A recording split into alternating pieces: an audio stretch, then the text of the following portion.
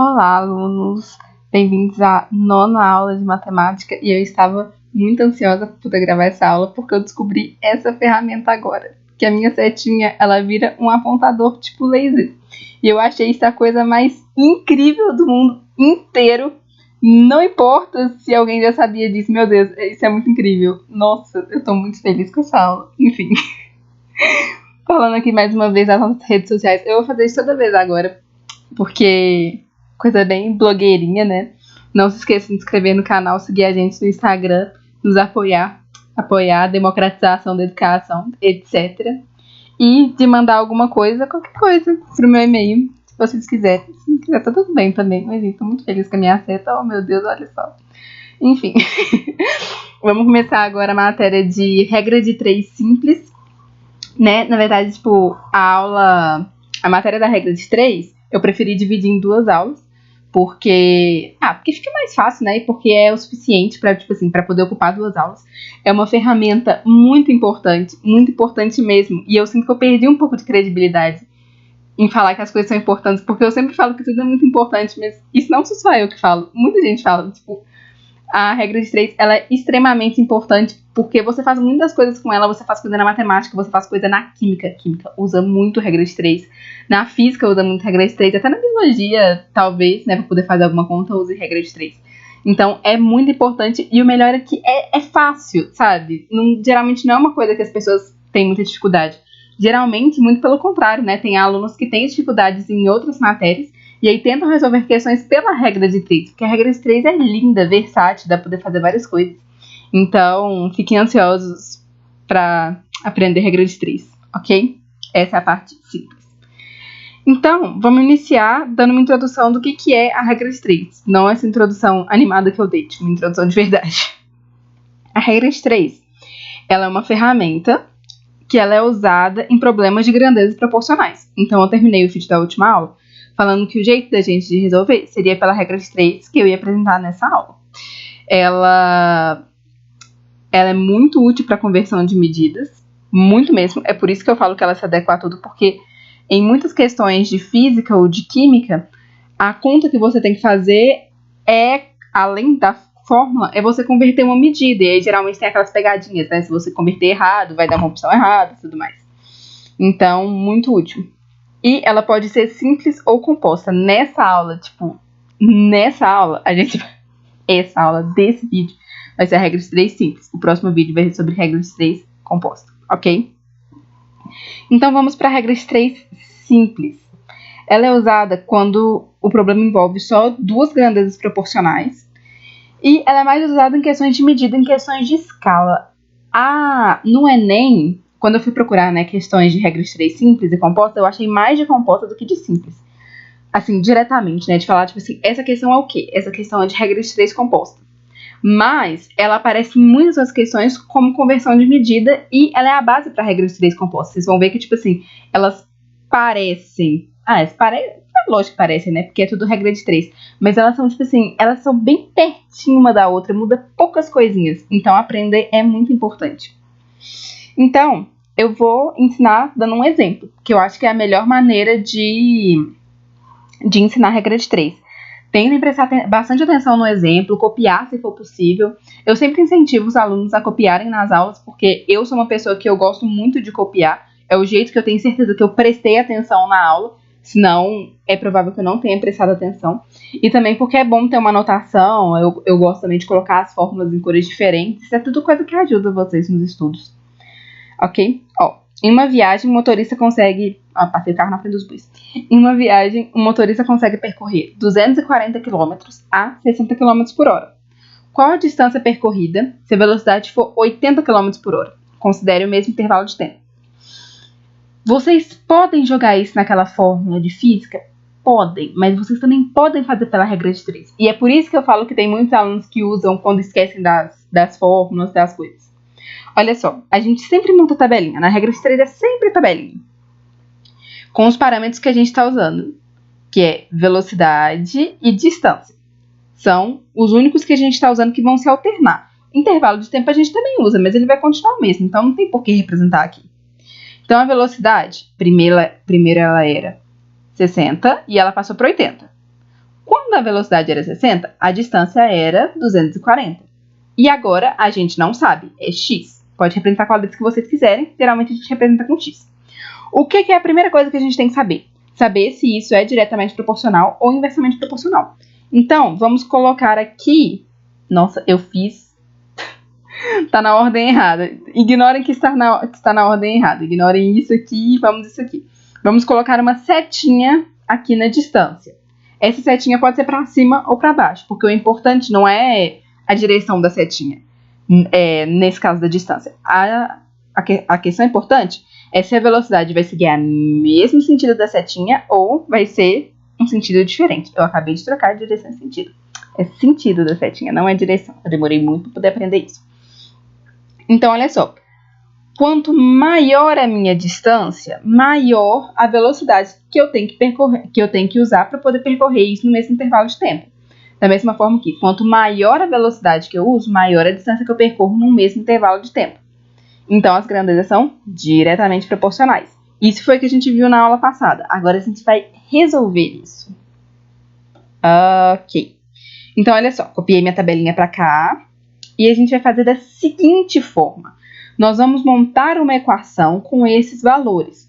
Vocês lembram que quando eu expliquei proporção para vocês, razão e proporção, a gente colocava tudo na forma de fração. Né? Que quando tem uma proporção, quer dizer que isso sobre isso é igual a isso sobre isso. E é isso que eu coloquei aqui, que 60 sobre 80, que é a velocidade, é igual a 240 sobre x. Isso porque elas são diretamente proporcionais. Prestem bastante atenção nisso, porque quando for inverso, vai ser diferente. Então, olha só, isso sobre isso é igual a isso sobre isso. A gente monta isso aqui. Aqui eu simplifiquei, né, de 60 sobre 80 para 6 sobre 8, ok? Só eu dividi por 10 aqui em cima para poder ficar mais fácil, porque agora a gente vai multiplicar isso. Fazendo essa multiplicação, ó, multiplicando, o x está dividindo, passa para cá, multiplicando. O 8 está dividindo, passa para cá multiplicando. Isso, a gente viu isso na aula de equações. Se vocês não tiverem lembrado, estiveram travando, não tem problema. Volta lá na aula de equações, dê mais uma olhada. Isso é a mesma coisa da gente fazer isso aqui. Já pegar e multiplicar, olha. 60, x vezes 60, 80 vezes 240. Tanto que tem muita gente que pula essa parte aqui e vai direto para essa parte. Não tem problema nenhum. Inclusive, eu faço isso, conheço pessoas que fazem isso.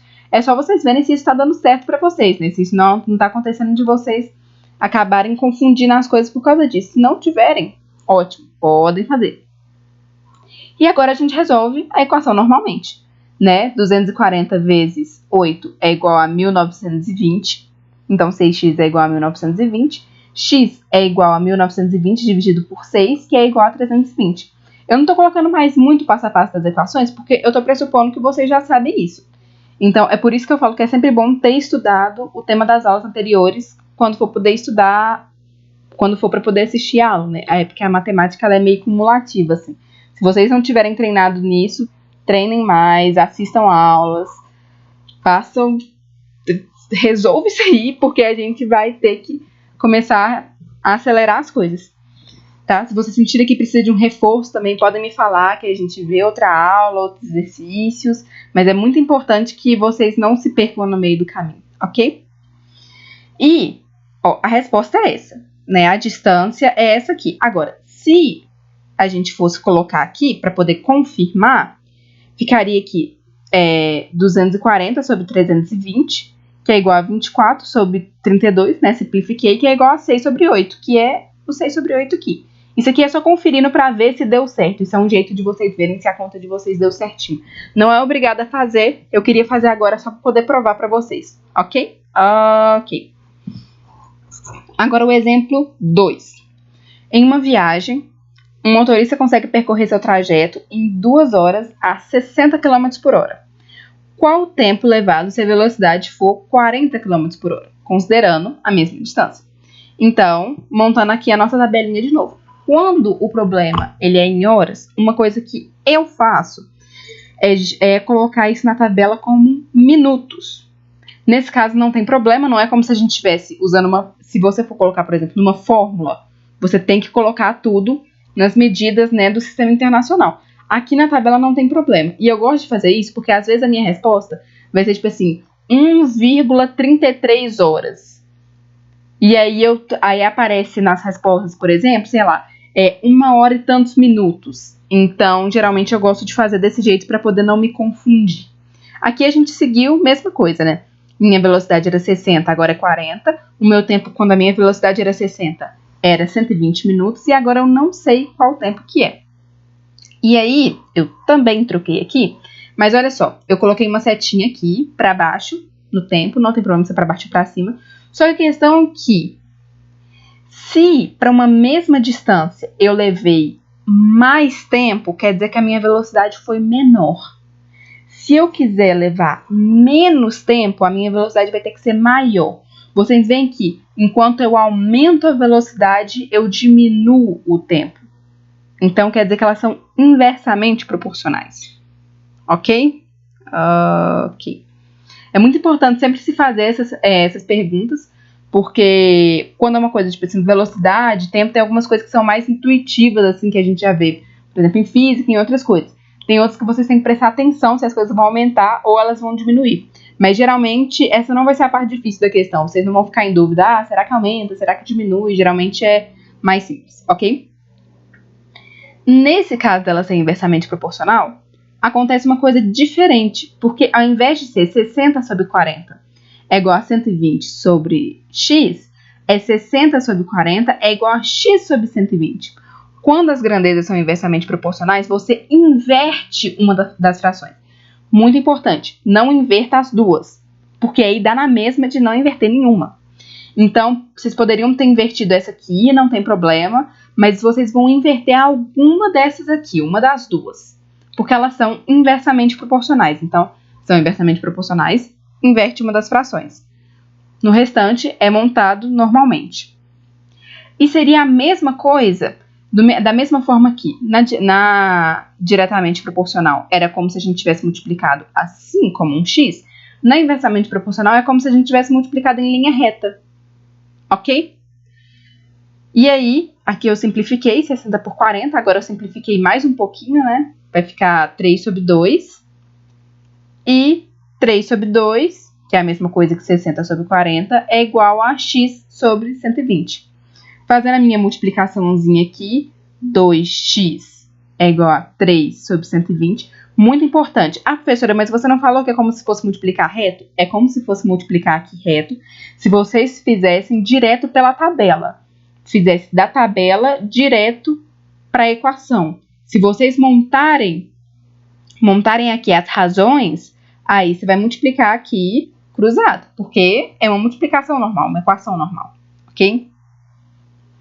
Então, vai ficar aqui, 2x é igual a 3 vezes 120. 3 vezes 120 é igual a 360. Já coloquei aqui direto. 2x é igual a 360. X é igual a 180. Ok? Não tem muito mistério na regra de 3 simples. Ela é mais uma questão de você... A questão mais do Enem é vocês saberem organizar as coisas direto e fazer as multiplicações, saber se é inverso ou diretamente proporcional. Eu já vi, por exemplo, questão que apareceu como, em alguns sites, né, nos sites que eu vi, como questão de regra de 3 composta. Mas, por exemplo, eu acho que era uma questão sobre a aplicação de remédio. Mas o intervalo de tempo era o mesmo. Era uma questão sobre, tipo assim, o peso da criança e a quantidade de remédio a ser ministrada.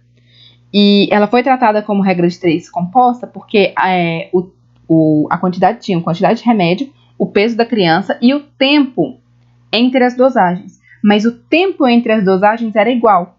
Então, é uma questão que ela pode ser resolvida pela regra de 3 simples. Não precisa resolver ela da forma composta, sabe? Então, isso são coisas que facilitam a nossa vida. Mas, no geral, o Enem, ele costuma, assim, na minha opinião, ele costuma cobrar questões específicas mais de regra de 3 composta. Mas para saber a regra de 3 composta, tem que saber a regra de 3 simples e para converter medida também. Então, não fujam da regra de 3 simples, porque ela vai cair na prova de vocês e ela vai ser uma grande aliada no final das contas, ok? Então, vamos ver um passo a passo aqui para poder o que a gente faz um problema de regra de 3. E isso serve para os dois. Vocês vão ver na próxima aula, que é de regra de 3 compostos, que esse esquema serve para os dois, basicamente. Primeiro, a gente monta a tabela com as grandezas envolvidas no problema. A gente identifica se essas grandezas são diretamente ou inversamente proporcionais, fazendo aquele esquema de desenhar setinhas, que isso ajuda. E a gente monta as frações levando em consideração a proporcionalidade. Se elas forem inversamente proporcionais, vai ter que inverter uma das frações. Esse negócio de inverter uma das frações é da regra de 3 simples. A regra de 3 compostos eu vou ensinar vocês como fazer. Mas a ideia é basicamente essa. Montar a tabela, identificar se as grandezas são diretamente ou inversamente proporcionais, montar a equação de acordo com as regras. Nenhum segredo, nada muito difícil. Então, essa foi a nossa aula de regra de 3 simples. Na aula de regra de 3 compostos, a gente já vai fazer questões específicas do Enem, porque eu falei que enquanto a gente for aprofundando a matéria, a gente vai conseguir entrar mais no contexto do Enem, fazer questões específicas do Enem. E eu espero que vocês tenham gostado. Obrigada pela atenção. Eu vejo vocês na próxima aula.